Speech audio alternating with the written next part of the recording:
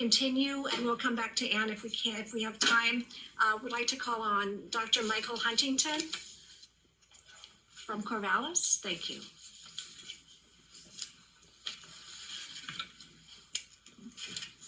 Chair Patterson, Vice Chair Hayden, members of the committee.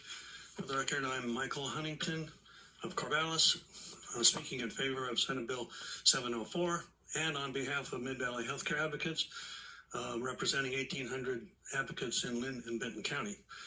For 35 years, I was a radiation oncologist and was the director of Samaritan Regional Cancer Center in Corvallis until 2006 when I retired.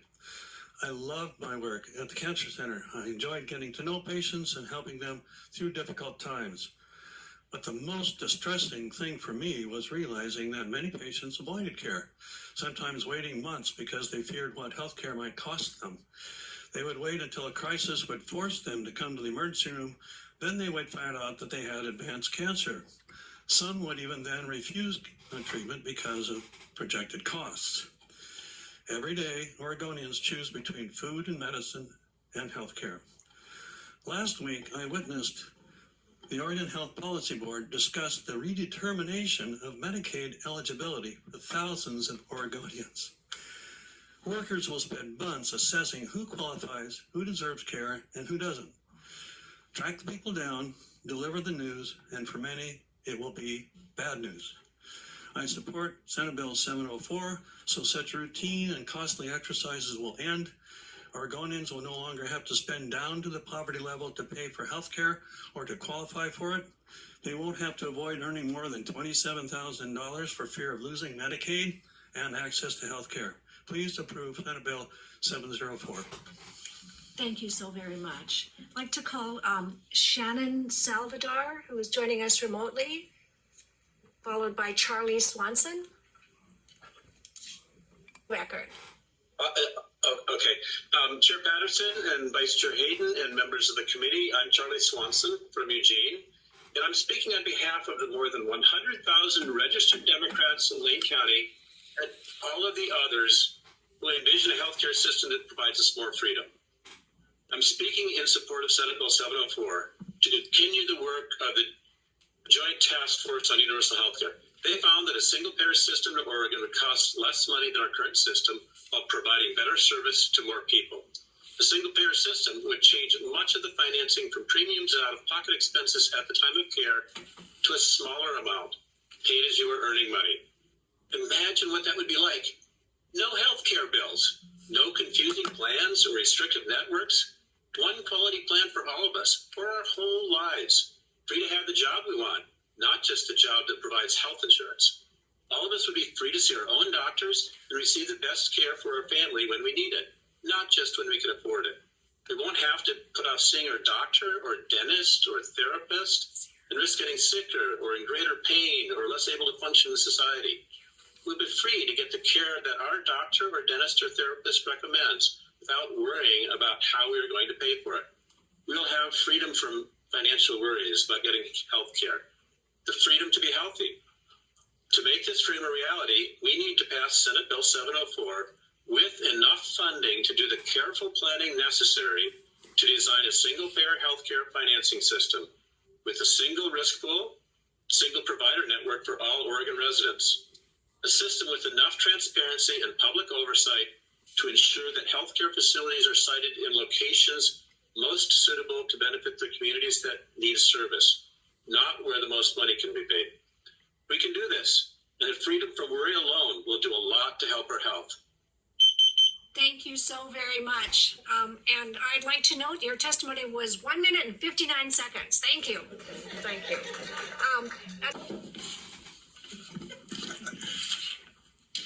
Good afternoon, Chair Patterson and Vice Chair Hayden and members of the committee. My name is Richard Walsh. I'm a resident of Kaiser, Oregon. I'm also a small business owner. I have 8 employees. I can testify quite a bit about all the burdens on small business regarding the current system and the premiums and the paperwork and the hassle and the time it takes to deal with. But there's other people that have testified to that. I could also testify as an attorney who's represented thousands of injured workers, injured Oregonians against insurance companies over the last 30 years. I can testify to all kinds of hardship and things that happen to people that fall through the cracks, people that don't have enough insurance, underinsured people, and so on. But you've had over 300 or somewhere close to 300 testimonies, either in person or by mail. I'm not going to repeat those. I only have another minute and 15 seconds. I want to say something that nobody's talked about yet, and that is the disturbing loss of freedom that we have as a result of the current system. I want you to really think about that, because it's something we don't think about. That as Oregonians and as Americans, we all think, well, we have all kinds of freedoms here. But we don't. We don't have the same freedom shared by our European friends. We don't have the same freedom even that they have in Canada. We don't have the freedom to do things with our lives that they have in other countries, and that's what I want to talk about. Our current system does not give you the freedom to just quit your job and go work somewhere else, or to just take a vacation, or just take a sabbatical, or go visit Europe. We can't do that because you're risking losing your insurance, and if you risk losing your insurance, you risk your life, and you risk the lives of your family. Is that free? That's not free. And so I really would urge you to think of it in terms of the benefit to not just the underinsured or the uninsured. Think of it as a benefit to the fully insured that are trapped and stuck to their jobs. I represent injured people, and it's very, very evident when people want to take less work, less hours, a less strenuous job or whatever, and they're forced to live the rest of their lives till they're 65 years old till they get Medicare to get because of insurance. And sometimes they have to work far longer than that because they have spouses that are not yet 65 and Medicare eligible. So I would urge you to, for the interest of freedom, that we pass this bill and move it forward. Thank you so much, Mr. Walsh. Thank you. And we'll call Mr. Peter Lee, and then I believe we have time for one more person after Mr. Lee, and I think someone else was here in person. Is Gary Sinan? Is Gary here? Thank you. So, Mr. Lee, please. She thought Charlie is cool. Watch this. Chair Patterson, Vice Chair Hayden, esteemed committee members and staff.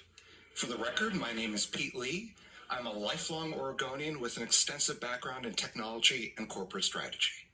For over 20 years, I've also served as a volunteer emergency medical technician in Oregon.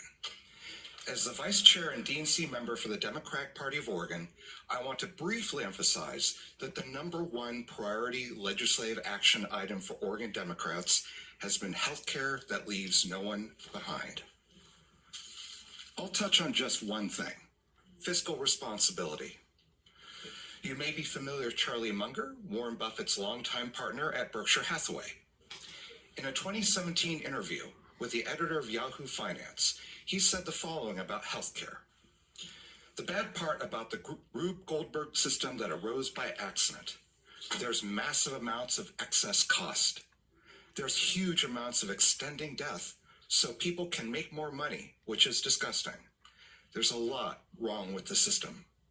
One more thing. Mr. Munger is a lifelong Republican. This issue transcends party affiliation. It's about human beings. Freedom is letting patients, not insurance companies, pick who cares for them. Freedom is allowing healthcare providers to focus on patients, not arguments with their insurance companies. Freedom is making compassionate mental health care available in urban, rural, and frontier Oregon. I urge all committee members to pass SB 704. I sincerely hope that you, your families, your communities, and the communities you serve remain safe, strong, and resilient. Thank you all for the gift of your time. Thank you very much for your testimony. And is Gary Sinan here in person? No. Then we'll call one more person who's here. I thought I saw Pamela Lyons Nelson. And then we'll close our meeting. So welcome. Thanks to all who traveled here to testify, and thanks to all who patiently waited remotely as well. Good afternoon, Chair Patterson and Vice Chair Hayden. and members of the community. I'm Pamela Lyons Nelson, and I'm the head of the Healthcare Task Force of the Episcopal Diocese of Western Oregon. And that is the Episcopal Diocese has 15,000 members and 70 churches in it. It's a considerable group of organs. This is in regard to our overwhelmingly demonstrated support for publicly funded universal health care. We see this as one of the most highly effective ways we as Christians can live out our commitment to, one, serve and heal the least of us, Matthew 25, and two, love our neighbor, the Good Samaritan story, which is actually a healthcare delivery story, access and delivery story, if you think about it. So this is, all of us need healthcare, and this is one of the ways that we choose to live out our baptismal and our confirmation vows. Okay. 6 years ago at annual convention, our delegates, which are chosen by the people in the pews, not the clergy, 6 years ago, we enthusiastically approved a resolution put forward in our diocese that resulted and paralleled 770, SB 770, which passed, thank God, with no dissenting votes and one abstention, wildly enthusiastically. That allowed us to support single-payer universal health care and work with Healthcare for All Oregon, a 501c3, for implementation. We are solidly in line with our national church's positions and resolutions. We travel around the state to educate our 15,000 members in regard to the, one, deep scriptural, moral, and pragmatic base of the resolution. Two, the high levels of racial, ethnic, and class exclusion from needed health care due to lack of insurance and underinsurance. Three, the abysmal ranking of our country's healthcare outcomes among the world's wealthy, democratic, high-tech nations, like longevity, death from treatable causes, infant maternal mortality. Dr. Lyons Nelson, I'm sorry if you I've got could one. summarize. Thank you. Okay, thank you. Oh, thank you so much for your testimony. Thank you. And I know that we're out of time and we've lost some of our committee members already. So thank you very much. We will go ahead and close our public hearing on Senate Bill 704.